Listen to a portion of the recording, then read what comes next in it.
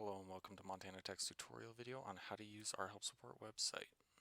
The first thing we're going to do is hit this sign in button up here, and you're going to sign into your Montana Tech account.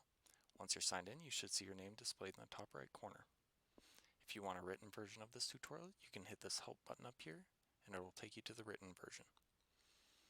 Now the first thing we're going to do is we're going to search the client portal, and this is where you can search for anything you want on our help support website that may be relevant to the issue that you're having.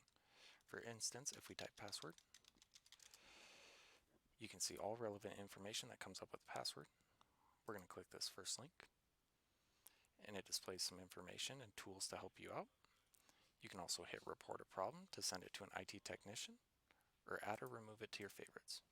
Once in your favorites, you should see it under your favorites tab for easy access. You can also see your ticket requests, and this will also show you the status of your tickets. We're going to navigate back to the home page, and this is how to manually navigate. So we're going to go under knowledge base, and these are written answers that have already been solved.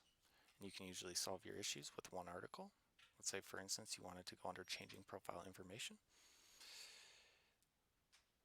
This will show you all the relevant information to the topic, and you can also add or remove articles to your favorites.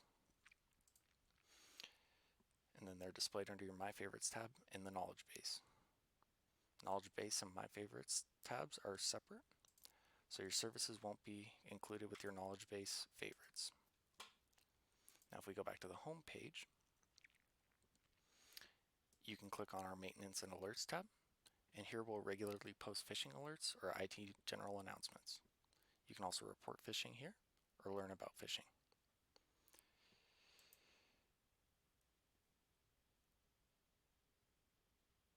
And that wraps up our tutorial on how to use that HelpDesk website.